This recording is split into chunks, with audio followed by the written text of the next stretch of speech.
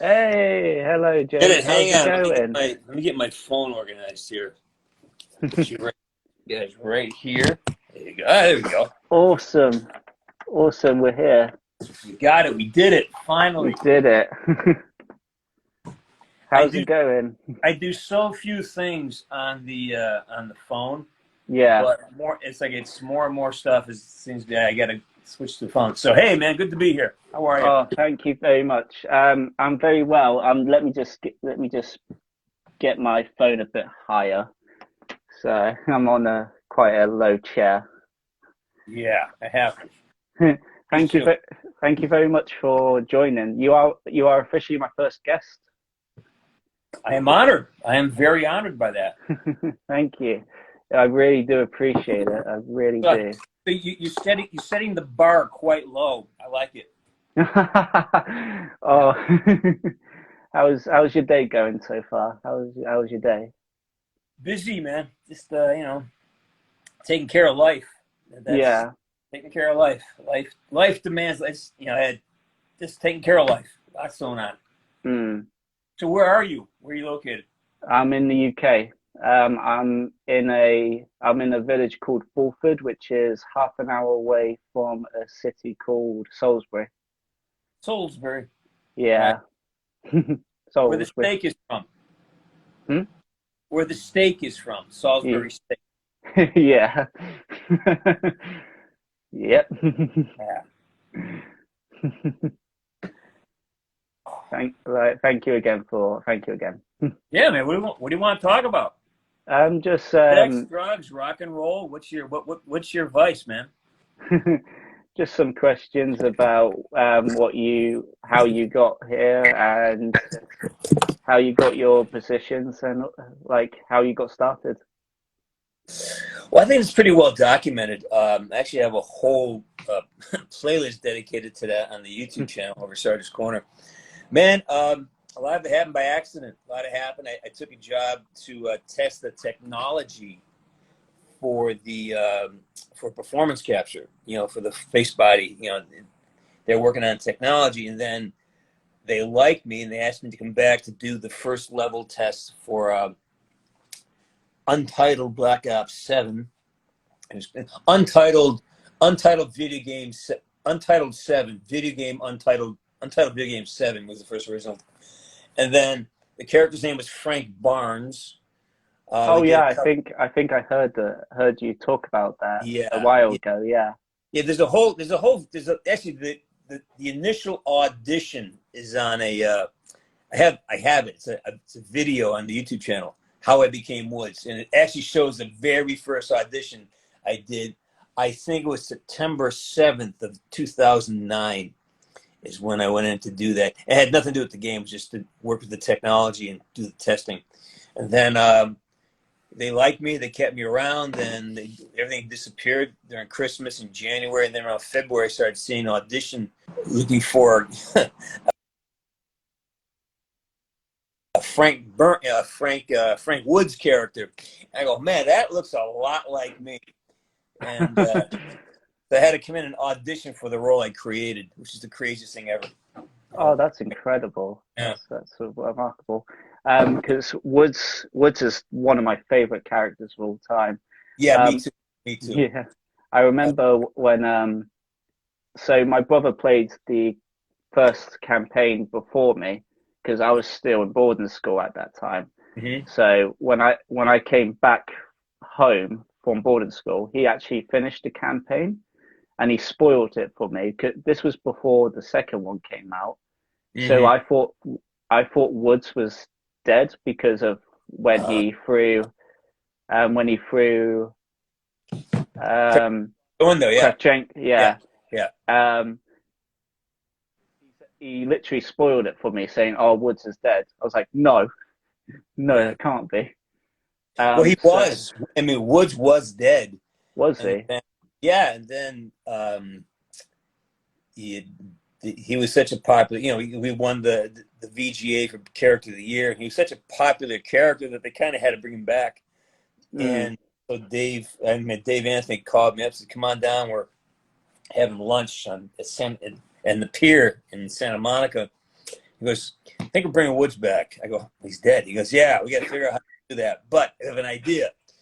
And then we came up with the idea of how he would survive that particular situation, and the rest is history. You know? Yeah, good thing they did. Good thing they did bring back Woods. Yeah, we like Woods. I enjoy Frank. I enjoy the whole character. I think Frank brought a sense of intense whimsy to the game. Like, Woods doesn't give a fuck. You know, he doesn't care. Yeah. And when you have somebody who really doesn't care, and it's not about being brave. It's like fearlessness is different than courage. Courage is facing your fear, going through your fear and your kind of like your concerns. Fearlessness is the absence of those concerns. They don't exist. There's no fear. There's no fucking concern. Yeah, Woods doesn't. I'm gonna punch you in the face. No, Woods punches you in the face and says, "All right, here's why I did it." That's Yeah. kind of like, just does shit. Good to know. What is that? That's good to fucking know. Those barrels, they full. What are they? Napalm. Good to know. He's just so forward moving. There's no time to think about threatening people, or he just I'll kill that son of a bitch. Guess what? Yeah. Let's say it while he's doing it. I should have killed that son of a bitch back in Nam. Oh, that classic quote. Classic quote. He's got a lot of them, doesn't he? Oh, definitely. Yeah. Like, you can't kill me. Well, yeah, that kind of. Yeah. Yeah, I think 3 or 4 of them. This is Nam. Looks on count for shit. This is Nam.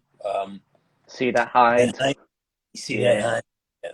And Black Ops 2, he really goes off the rails. Nurse back shit. Where are my smokes?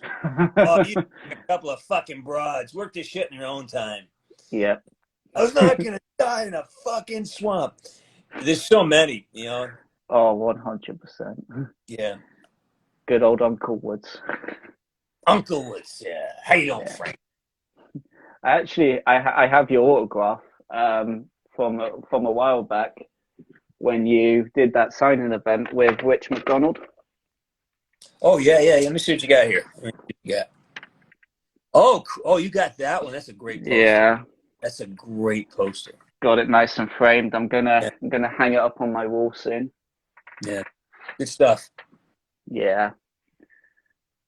So for when it was the Defense Sevenfold end credit scene, did you do motion cap for the whole thing, or was it just the beginning? Again, there's a video showing all the behind the scenes stuff on that. It's like a split screen, so it shows what's happening in the game and then how we shot it. Me, Kamar, band actually. So it's on the YouTube channel. It's on Sarge's Corner YouTube channel. Because that was an incredible scene. Remarkable. Well, there's some funny stuff that happened there. Basically, there's a scene there where he rolls the thing out and says, he stands up, let's rock it, let's kill this thing. Yeah. And he throws the wheelchair away. He goes, what the fuck, Sarge? I go, oh, that? Nah, just fucking lazy. What happened in the scene is that I was in an actual wheelchair. Because it's shot live action. And then I got up and I didn't know how loose the wheels were. I just push it, right? And the thing just bullets back and takes out a camera. People are jumping out of the way. It just comes and like, oh, that happened. That was a lot of fun. Oh, that's incredible. So, how did you get? Did you know that you were going to return as Frank Woods on Black Ops 4 then? Or well, yeah, that happened in a series of increments. Dave Anthony, who was the head of the studio and I don't sure how the hierarchy of authority goes. I never could understand it.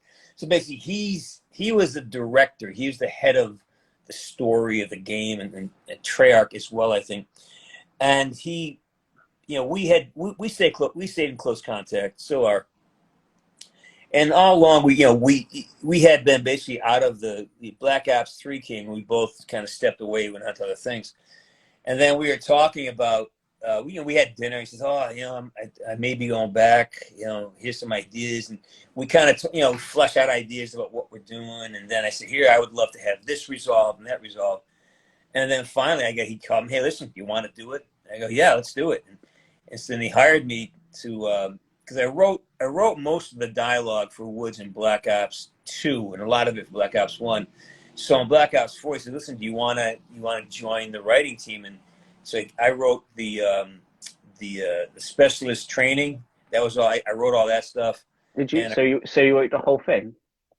yeah, well, what they would send in a request sheet, and I'd get it, and I would kind of write it up for the day, and I give it to them. They send it back for corrections, and then I wrote a lot of the cut scenes, like the one that scene where, hey, it was you in the box. It's always you in the box. I wrote that, and I helped to write the intro. My name is Woods. If you don't know me, tough shit. You will. Tough shit.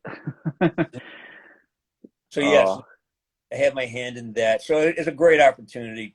So he presented that to me, and the next thing you know, we're doing it again. It was a really, really great time. Black Ops 4 was, because we kind of knew we're not sure if, what would happen next. So, Black Ops 2 left us, and we almost didn't know that, it'd be gone for a while. So this time around, I really kind of held on to the experience a little more. I kind of was a lot more present and just enjoyed the whole process.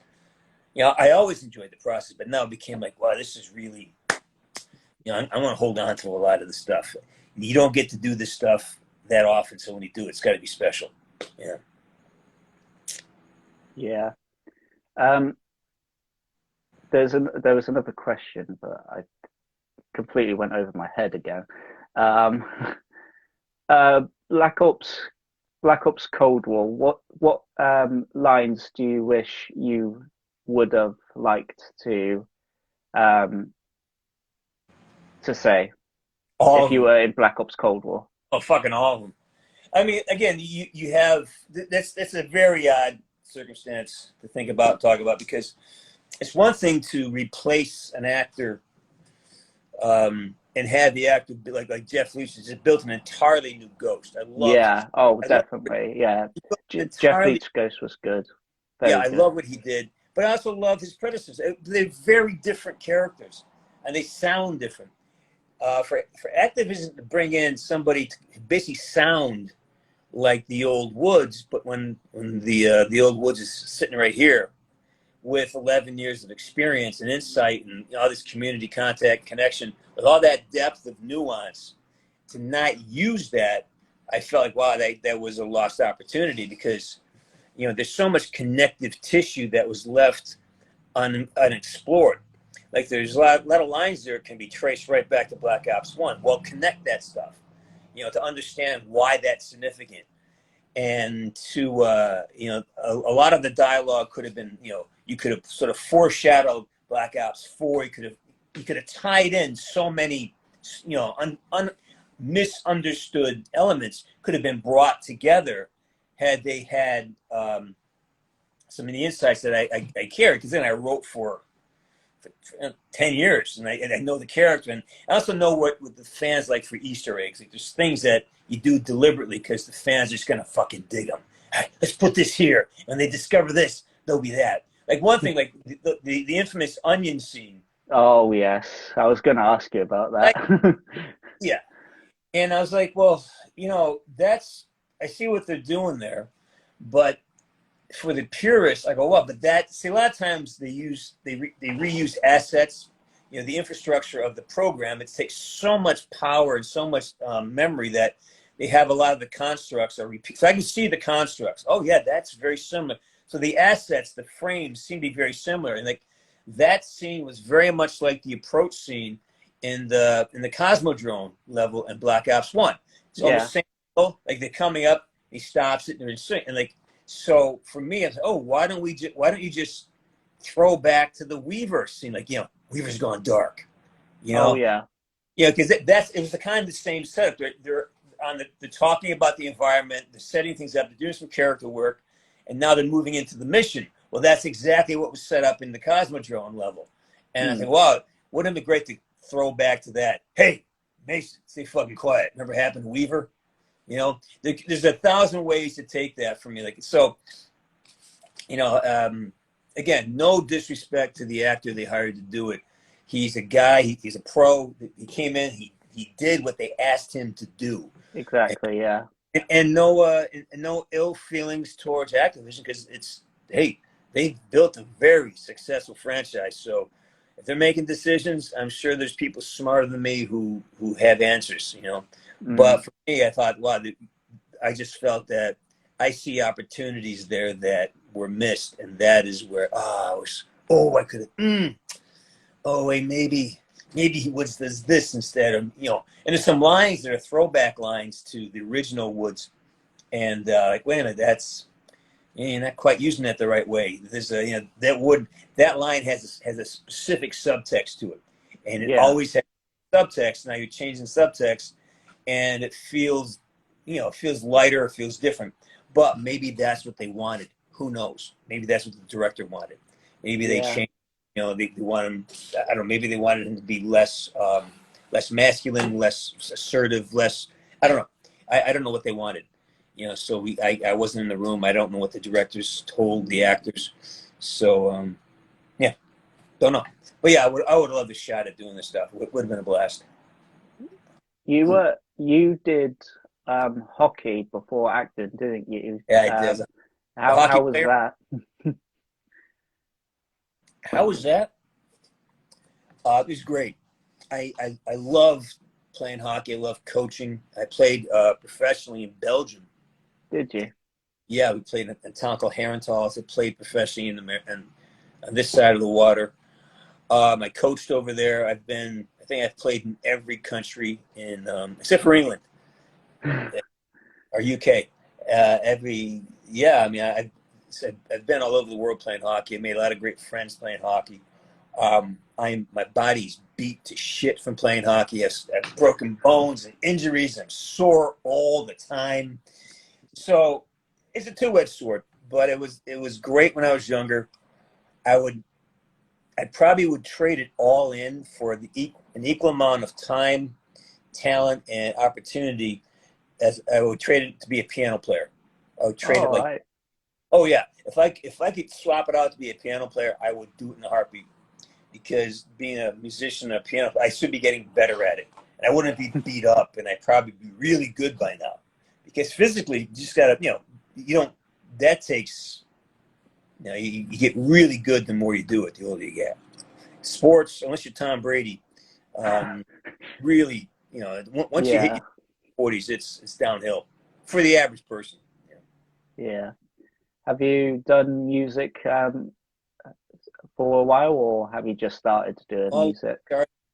I started singing in bars when I was about 13, 14. My father was a raging drunk, and and this bar we used to hang out, and I got to know the owner's son, and a bunch of these guys are going. It's like a real dive bar, American sportsman dive bar, and so the owner's son, I went to high school. He was 2 years older than me in high school.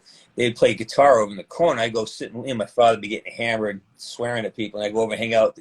And I just got my own guitar. And a couple years later, I'd made some money in college singing, in beer drinking joints. Singing Irish songs and beer drinking songs, and dirty songs, and just it was fun. I enjoyed it. Oh, that's great. Yeah. I used to play guitar a while back. So me and my friends started this band. We weren't really that good to start off with, and then I was like, I actually do want to learn guitar. So I got an acoustic guitar, and I was actually pretty good at it. I started with the James Bond theme, and then I started doing some strumming. I got quite good at it. I did guitar for about 2 years, but then Why'd you stop? It got very, my guitar got very old, and the I can't remember what the tunes Tony, stopped. Yeah, the it Tony. stopped. They were a bit rusty. Um, and then I lost it when we were moving back over to Germany because my family was in Germany at the time, and I was still in boarding school in England. So I lost it whilst I was moving back from Germany, Mm-hmm. and I don't know. I've just never felt confident ever since.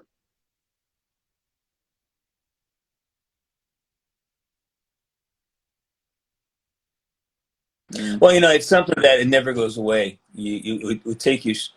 But the thing is like this, it's like having a pet. You got to take care of it. You got to nurture it. It's something that, I find myself, I get busy in life, and all of a sudden I haven't picked up guitar in 2 weeks. Like, man, because life gets busy, so it needs to become something that you have to, that it has to be a consistent thing or not, you know. But the thing is, once you get started, don't stop. Just final, Yeah. 15 minutes a day. It's all it takes. Just kind of anything. 15 minutes a day, you can change the world. You know. Mm. That's actually really good advice. Really good advice. How did you get started with your YouTube channel? The YouTube channel. How did that start? I think I started the Twitter and the YouTube channel right around. It was a recommendation by I can't remember who it was. So hey, get a YouTube channel, and I had no idea what it took and what it was, and then um, yeah, I neglected it for 7 years. I didn't want it for a long time. I put a bunch of videos up on it, and we're just making content's hard. It's Yeah. exhausting. And again, I have a lot going on, and editing. It's easier now with iPhones, but back in the day, you had to get a camera, you had to shoot it, get it, and became you had to. It was a lot more difficult. You can't just airdrop it. I airdrop shit all the time. It's great. So I had to make a decision between working as an actor. I was working in Japan quite a bit. I was doing a lot of TV. I was flying around the country doing movies. So was harder for me to focus on making content, and there's just a lot of variables that I didn't want to negotiate with, and until the quarantine. So I got nothing else to do now, so let's go on and just get some shit done. How long did you spend time in Japan for? I was there twice. I was there 2015. I was there for like 8 weeks making a movie called Judge. I I think think I, I think I heard of that. I yeah, think. and I think I left the U.S. Sometime in early August, and I came back around I think late October. And then the following year, I went back. I was funny. We were having Thanksgiving dinner, and I get a phone call. So I get a phone call on Friday, and he says, "Hey, listen, they want to book you for a film in Tokyo." I was like, "Great." He goes, "All right, good, because you're on a plane." It's a Saturday afternoon. So okay, well, they need you in Tokyo by Monday. I go, so I had to just hustle, pack bags, take care of things, get on a plane and fly. I think it's 16 hours to fly to Tokyo from LA. So it's fun. I love that shit though. I love having a whirlwind of activity. I love it. It makes you feel like you're alive. Where else did you film? Like, did you film in other countries other than Japan, or just Japan? Yeah, I've been to Mexico, to Chile. I've been to Canada a few times. Where else? Kamara De La Reyes, who plays Menendez, he and I actually did a USO tour. We were in Afghanistan. We were in Kabul and Bagram and all over Afghanistan. We've been to Germany, England. We're in England. Heath, what's some American Air Base in England. I can't remember what it was now, down near London. And then we were in Guam, and then Hawaii. So yeah, we get around. It sounds like you've been everywhere. Haven't been to China yet. Haven't been to China. Have Haven't you been to not? South I've never been to China either. Yeah, I haven't I been do to. want to go. I want to go to the Antarctic. Yeah, I want to see a few places. I hope I get to it. I hope I get to it. Yeah. How many times have you been to Afghan? One time One we were. time. Yeah, it was June 2013. We went out there. They flew us into Turkey. Flew from LA to Turkey, then Turkey from in Istanbul, and then Istanbul into Kyrgyzstan, and then Kyrgyzstan was a porting place, and then we jumped on a military transport, like a C-130, and flew into Kabul, to Bagram Air Force Base, and then from there they put us on helicopters, like we were in Bagram, um, in the there's a big military base there, and then what was it? Was it Bagram? Anyways, yeah, and then so we get on a helicopter every day and we fly like down to the Pakistani border or up north or into the interior. But it was one of the most, if not the most, illuminating things I've ever done. Trips. It was, because it's right there. I think there's 50,000 people at the base. It's like a small city, and it was just activity everywhere, and it's really pretty impressive. I can imagine. I can imagine. Yeah, Lifetime experience. That sounds like a yeah. lifetime experience. I was very, I feel very fortunate to have given that opportunity, to be given it. Mm. My dad did 2 tours of Afghan for the British Did Army. really? Yeah, yeah. He What? spent a full year there.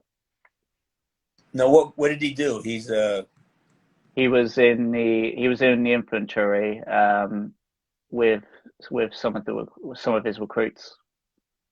Was he an officer? No, no, he's a color sergeant.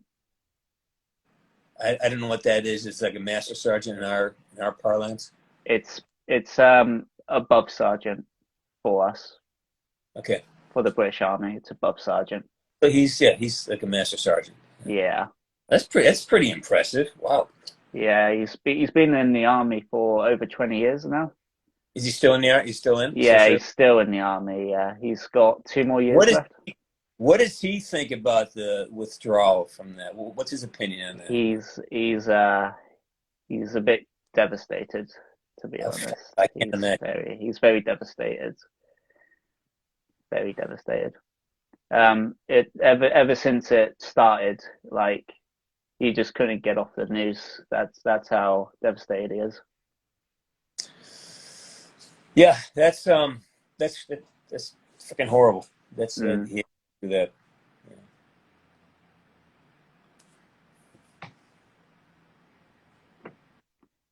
There's some other questions, but they will come to me. Like I've had so many questions built up today, and it's like, And then all of a sudden you brain goes, yeah. yeah. um, I know you still stay in touch with Rich McDonald. Do you stay Yeah. in touch with any other actors that you have done? Well, let's see. Kamar Dolores I see him regularly. Rich has moved to Florida. I just became friends with the guy who plays Weaver. Oh But no, yeah, I saw yeah, your interview. Yeah. yeah, but that's it really, because for the most part, the stars they weren't in the live action. Live action was done almost entirely by a guy named Andrew Hawks and Jeremy Dunn, who's like a legendary mocap guy.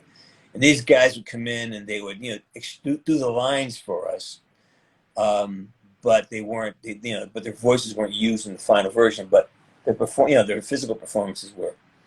And so it's if I see them, it's great, but we don't.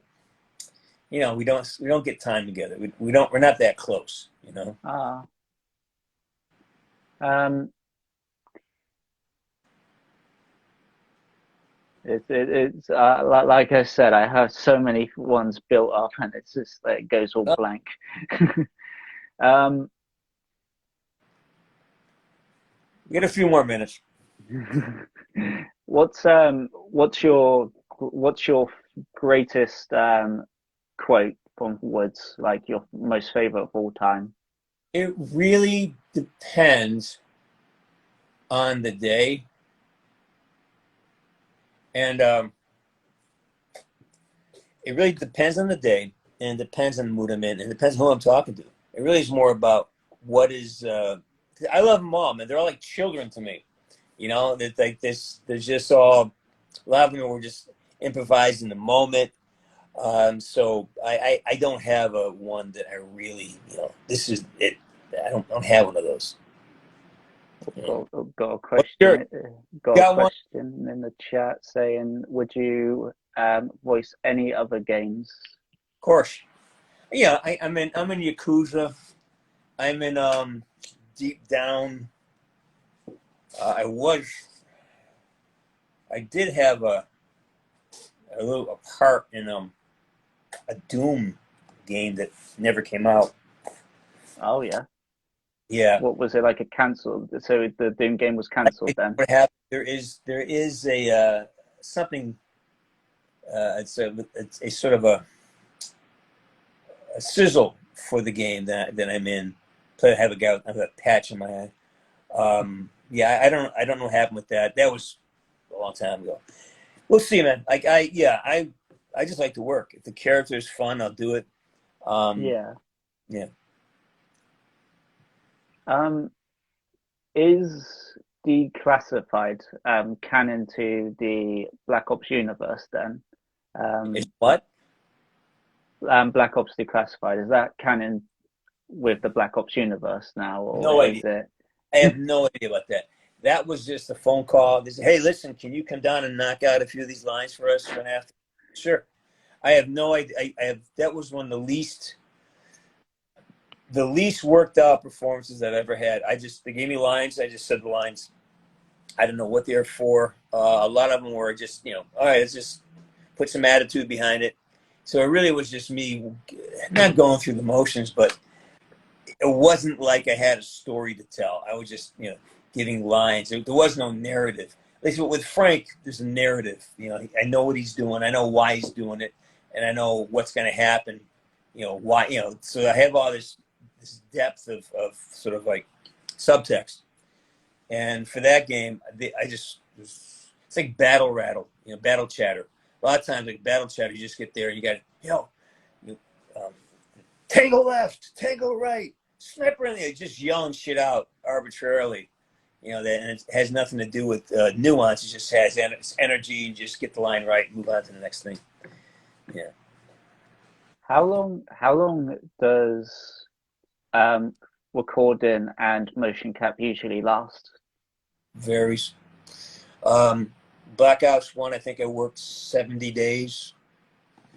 Black Ops 2, I think I recorded, uh, let's see, like what? Yeah, and it's probably the same for Black Ops 2 and Black Ops 4.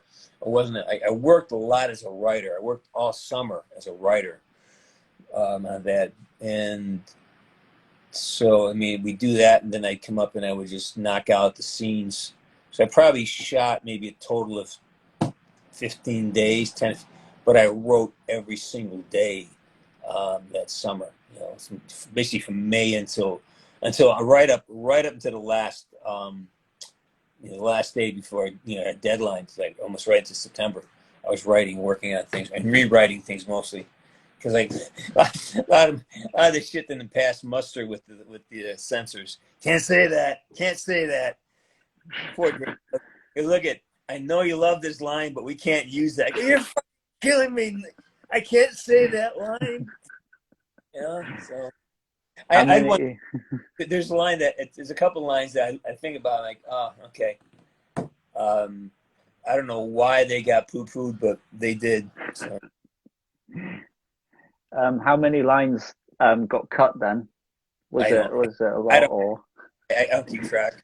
Lots, a lot, a lot. Um, But my job as a creative is to solve the problem. Look at they say no, we can't use that. That might be offensive to somebody. I oh go yeah. to who? It doesn't matter. It could be. It just might be. I said all right. Well, but my job as a creative is to fix it. All right. How do I get the same result but use different words? You know. So Mm, that's my job. That's what they pay me for is to solve these problems. You know. yeah.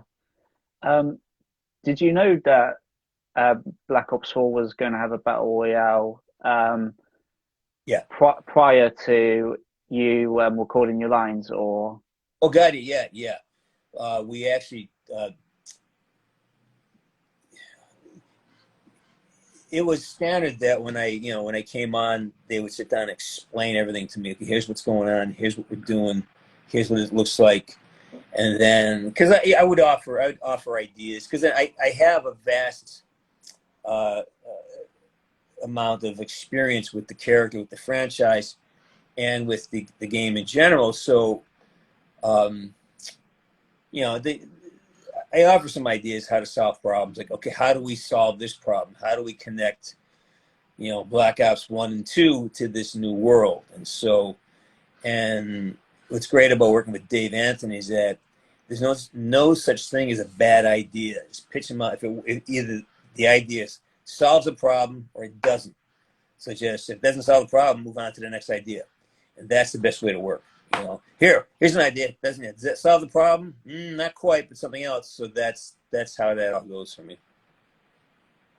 Did you come up with the storyline of everyone being cloned, or was that Treyarch idea in Black Ops 4's specialist mode? I don't know. That would no. That didn't. I was I was supporting that. I don't know where that came from. I'll be honest with you. I don't really know a lot about the what's going on with Black Ops 4 because everything's compartmentalized. So I Mm, would get my mission, I would get my job description, and I would do it. I have never had a full script ever. Black Ops 1, 2, or I mean, like usually you get scripts if we have a scene shooting. Why is this scene relevant, and and so it took me a while to start putting together connective tissue between the scenes. Like you're progressing through here, and there's only I think the head writer knows that somehow in some way. And my job was just to fill in these different parts of it from basically for the Woods characters or whatever's mm. around Woods that we handle that. So but I didn't know that was going to be a battle royale, but I had no and I did have some idea of why what was going on, and it's still not clear to a lot of people, like the archetypes. It's Yeah, still I don't understand that. I'm not fully clear as to what the fuck was going on. Because I had my idea, and I'm not sure if my idea is what the what the canon idea was, but I had my own ideas about it. So okay, well here's how I'm gonna do it, and they liked it, so I guess it must have worked. guess they must have.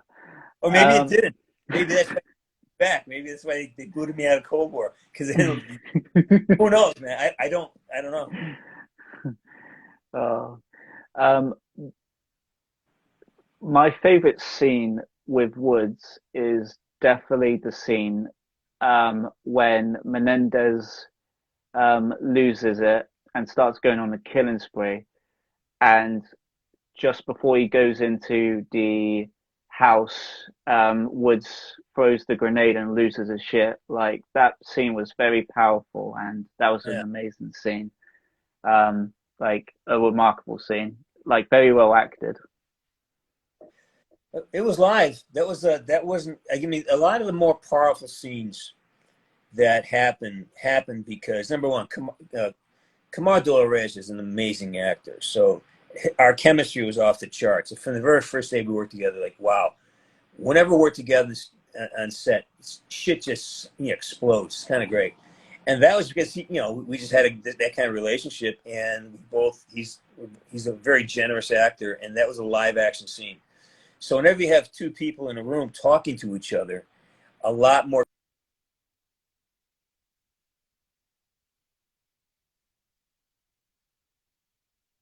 inspiration is going to come from somebody kind of giving you back something, and you exchange it, escalates, as opposed to being in the booth and having to somebody read lines and you're reacting to it. So just you reflect things, all of a sudden it's synergistic.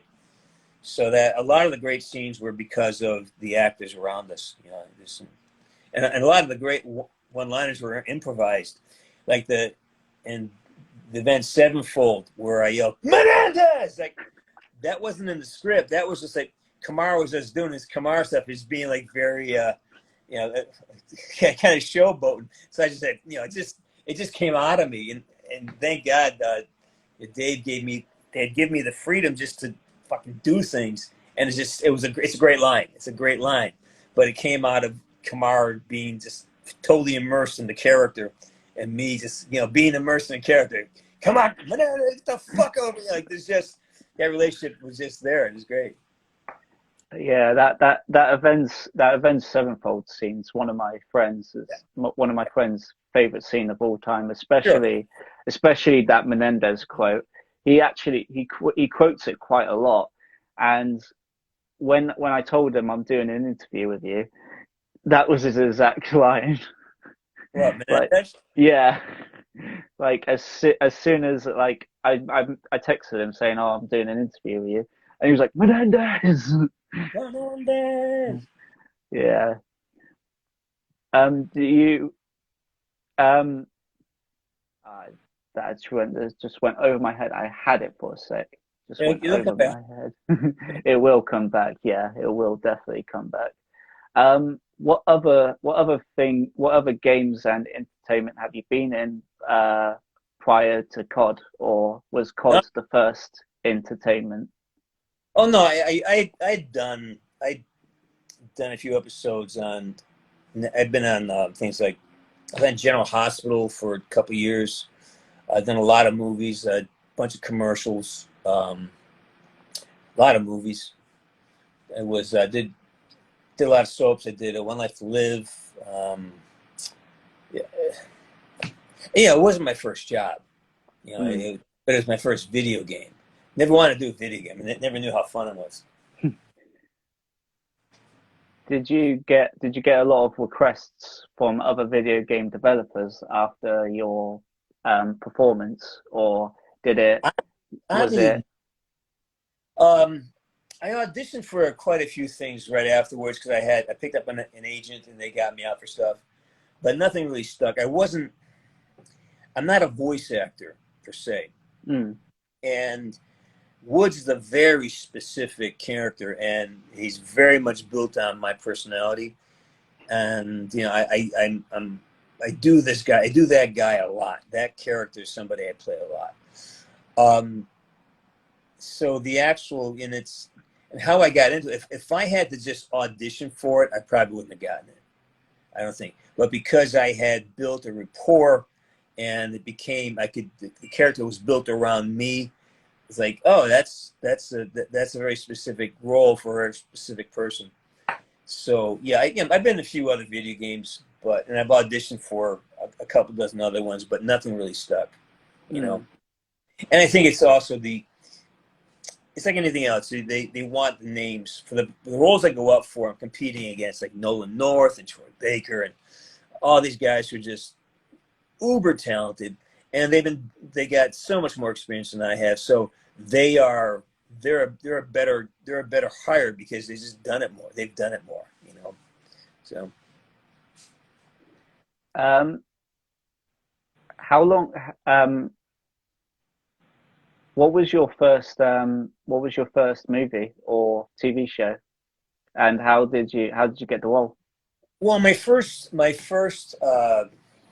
hustle, man. You gotta work. What's it called? Burn Notice was my first big primetime thing. And I basically heard about the audition. They needed a local hire down in Miami. So I found I found the casting director. I found the sides. I shot it and a video. This is back 2007 or eight, way before home auditioning became a thing. So I shot the tape and I sent it to them, and they just liked it, and they hired me.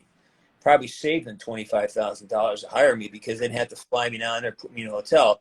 You know, I had a buddy of mine who lived down there, so I stayed with him. I rented a car, cheap car, and that was my first, big opportunity on a primetime show. It's a show called Burn Notice, playing a character named Ryder Stahl. It's great, a lot of fun doing that. And then the soap came because I had I had edited together a 1 minute demo and put it up on this thing. And this guy named Mark Teschner, who I kind of knew briefly from New York, from another soap that I was dating a girl who was on, who was a cast director for, and he just offered it to me. You know, he's same guy as Woods, same exact character as Woods. You know, he was a hitman, not a very good one because I never killed anybody in the show. I always get foiled. Always some, 5'1", 103-pound girl would come in and kick my ass. You know, I've had my butt kicked by more little girls than I can explain to you. You know, it'd be like, yeah, go ahead, hit me. Don't worry about it. You're not gonna hurt me, sweetheart. You know, you can punch me. Just punch me right because it's not gonna hurt. You don't have enough body mass, but I'll make it look good. You know. So yeah, that was the first one. You just gotta hustle. I mean, this business is. But I was just talking before I talking to you. I had a conversation with a new agent, and I was saying, the idea is it's not up to the agent. It's not your agent that gets you to work. You get the work. The agent just he or she just negotiates your contract. Like you're only as good. Your agent is only as good as your resume. So stop bugging the agent and go out and build a resume so they can pitch it for you. That's the whole approach. You know, don't ask 100%. somebody else to do it. Just get out there and make mistakes. You know. 100%. 100%. Um, do you ever get recognized as any of your other characters as well as Woods, like on the streets? Yeah, Or every now and then somebody, hey, didn't I see you? Or I remember I was playing a bad guy, big surprise, on maybe was it One Life to Live, maybe? And I did something, I kind of hurt this girl or something, and I'm walking down the street, and this woman was up here like, "You're an animal! How could you do that to Brenda?" I go, lady, I got a fun for you. I was in a show called Make It or Break It. It's about gymnasts, and I played like a coach who was suspected of had wrongdoing with one of his girls, one of his one people on his team. And what happened was my girlfriend watched it with her kids who were young, the gymnasts, and she goes, "You didn't tell me you're a pedophile." I go, "No, I'm not. I played a pedophile. I am not a pedophile. I played a pedophile." And now it's a funny joke now. Yeah, remember when James was a pedophile? I go, "No, James was never a pedophile. I played a guy who was suspected of having wrongdoing. It was never proven. All right, it was never proven. The show got ended. We don't know. We don't know. She could have been lying. Like it's so."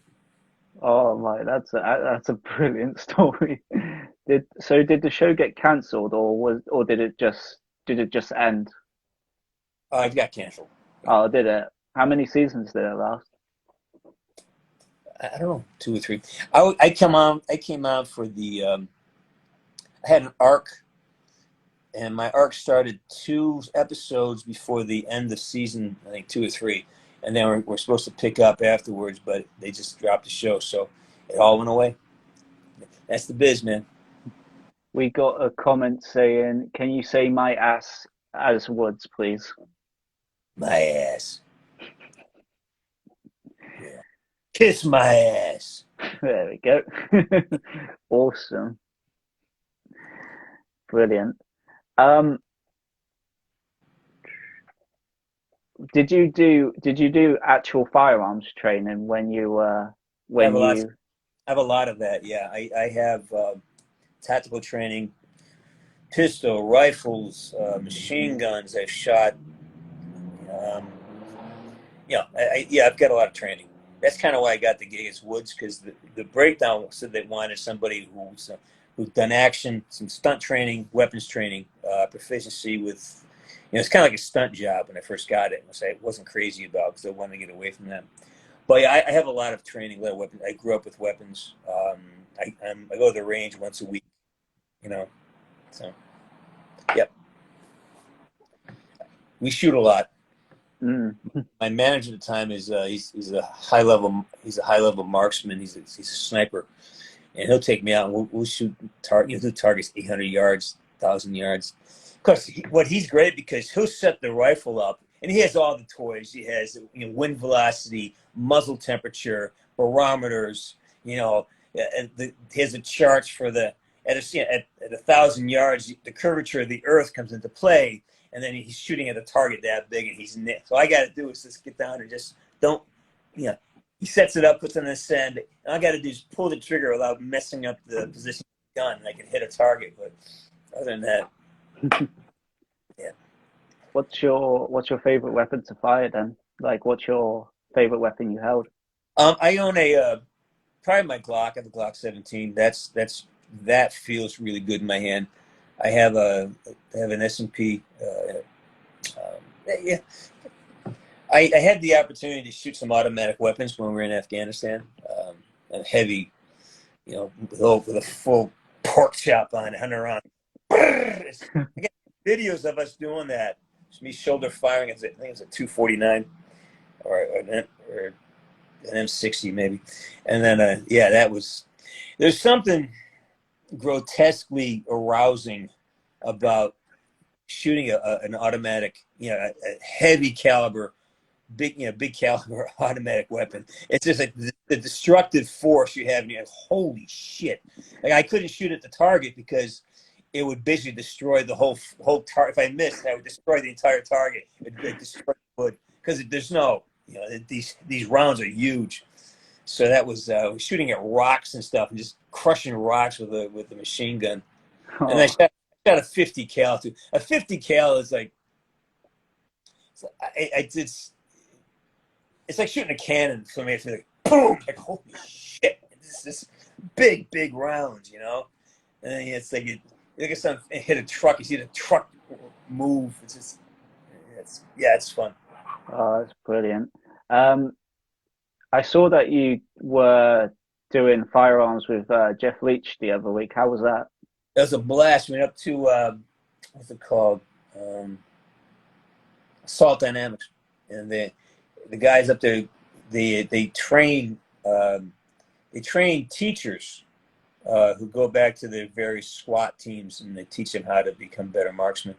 It was a great. I mean, well, first of all, there's free ammunition, so ammo is expensive. So anytime I get to shoot free ammunition, I love it. Free ammo, and they're like, really? I can just shoot. So they had an array of weapons, a lot of automatic semi-automatic weapons, a few handguns, and I had a blast. We had a blast. I like the last to leave. Like it was going, like, yeah, I'll shoot again. So, I love Jeff. Jeff has become a very, very dear friend in a very short amount of time. We just seem to click on a lot of levels. He's a great guy. He's really just one of the smartest, most connected guys I know. And stand-up comedians tend to be really smart, anyways.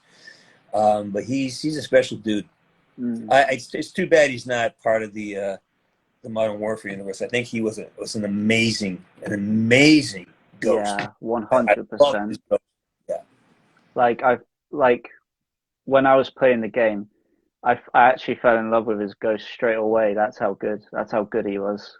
Oh yeah. He just created a whole new type of ghost. His ghost is a little and just a whole different vibe about him. I really Mm. like what he did. Did you just go with Jeff, or did you go with the other Modern Warfare actors, or? Oh, there's a whole crew of us. a lot of modern. There's a lot of Modern Warfare actors were there. A lot of them. Can't remember the names now because it's so long ago. But plus, I'm like, I'm in the middle of working on something right now, so my brain's a little fried. I'm just trying to straighten up my phone. I'm getting some text messages, which tilts my phone. So we got about we got about 11 minutes left. I got to Oh, chat. that's perfect, perfect. Um, so do you have any more projects coming up, or? Yeah, I'm in a film that I'm very proud of. It's called Zero Contact. It's the first NFT platform. So basically, you can own the film on an NFT, non-fungible token. It's called Zero Contact. It stars and it's a sort of it's a science fiction thriller, and and you buy it as an NFT. So it's a fun. So you can buy it and sell it. You own like what NFTs are, Yeah, non-fungible. yeah. I started hearing about them the other week. Yeah. So basically, it's the first film to be sold as an NFT, and you own it. And when you get it, not only do you get the Anthony Hopkins version, but there's a version of it with another actor in it, which is really interesting. And then you have all the behind the scenes. So you get not just the film, but you get a second film, and you get all the behind the scenes and some paraphernalia and stuff. And it's a really interesting concept. And it just started today. They just started auctioning it off today. Did Yeah. they? So did it so it just came out today? Yes, today. Yeah. Oh, I'll probably check that out then.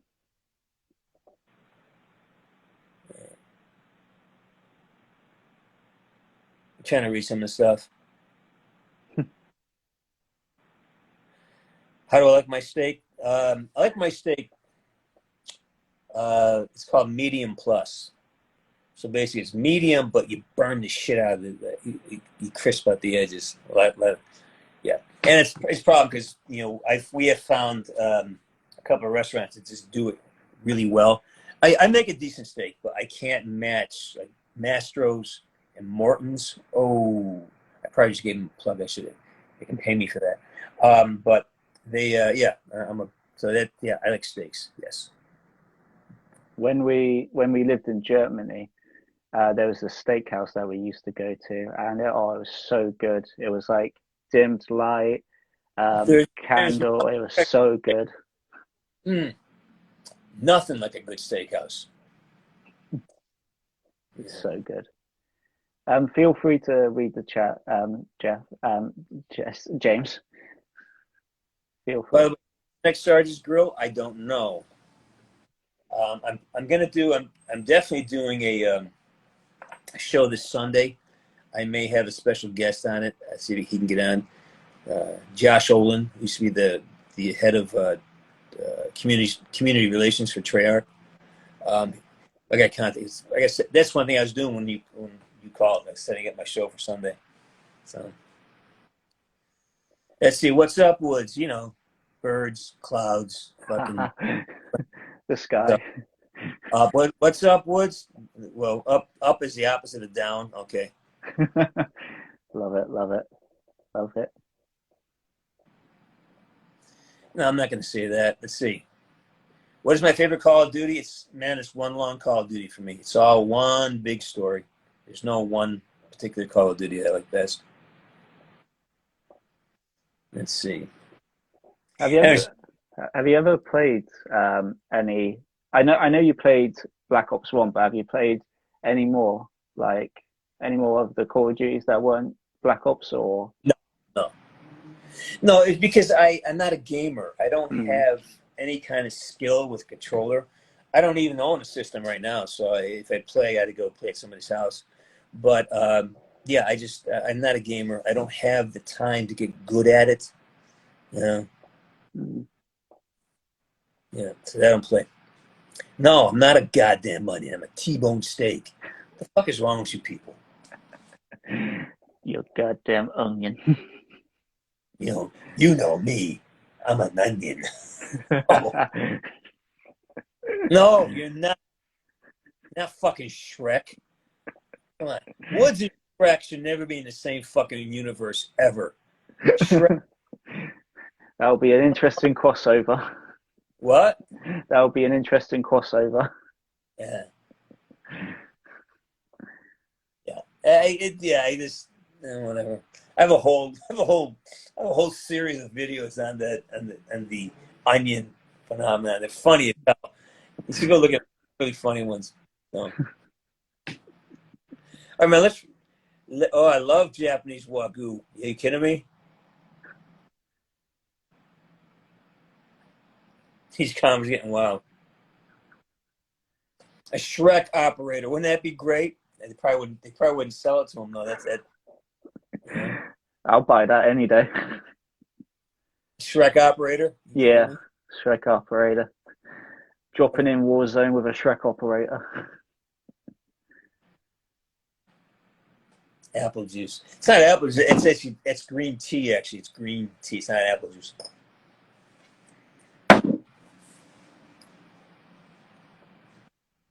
So I follow American football team. Yes, I'm like a Tampa Bay. I like Green Bay. I like LA this year.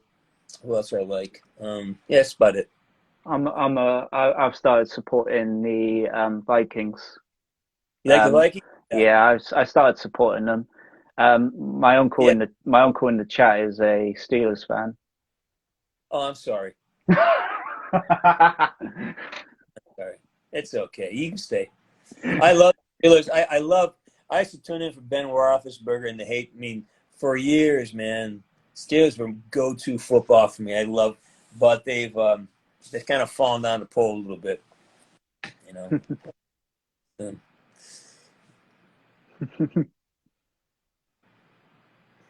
Let's see. 7 rings, baby. That's 6. 7. Going for 8. Yes, by the way, this is the backwoods.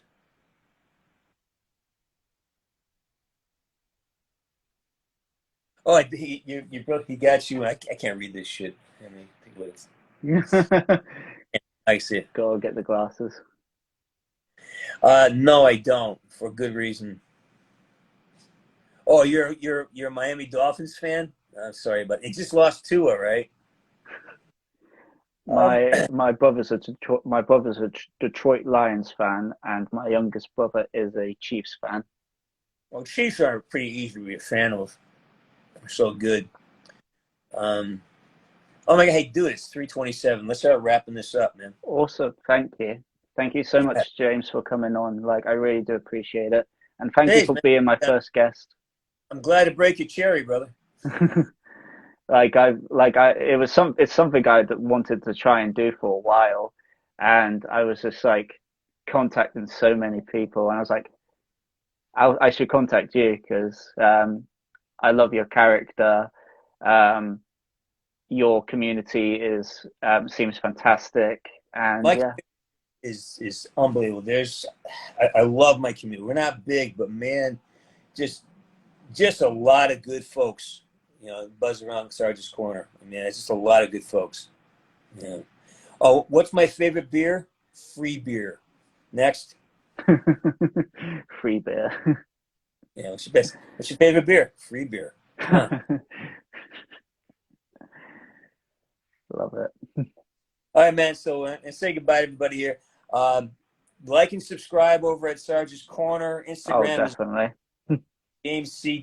Burns. Please follow me there. Twitter, it's James C. Burns on Twitter, or Sergeant Frank Woods on Twitter. I'm easy to find. And we'll be having a show on, I think 9 a.m. on Sunday. So come by and say hi for that. I'll definitely tune into that. Hey, man, great job. Good job. Thanks for reaching out, and I appreciate you taking the time to be with me today.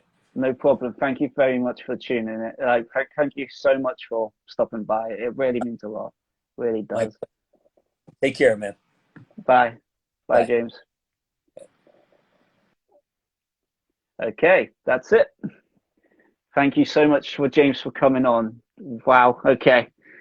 Thank you, guys. I probably got a few followers and all that stuff. But thank you guys. Um, if you haven't already, please follow this page and also subscribe to my YouTube channel, The Tays. A link to my video will be, the link to my channel will be in my bio. Damn, Tay. Thank you guys so much for coming in. I really appreciate my uncle watching as well. My uncle was watching. Some of my good friends were watching. Thank you guys. um, yeah, thank you guys so much for tuning in. I will see you guys next time. If you're newly followed or if you just subscribed. Do I play Warzone? Yes, I do. Yes, Tay. Thanks for tuning in, Hades. I appreciate it. Thank you, Hades.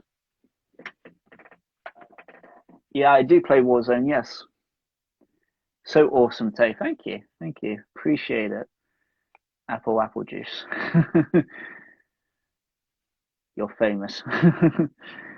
Proud of you. Thanks, Georgia. I appreciate it. Appreciate it, Georgia. Thank you. Yeah, I do play Warzone. I'm actually trying to plan on doing like a custom tournament if I get enough people.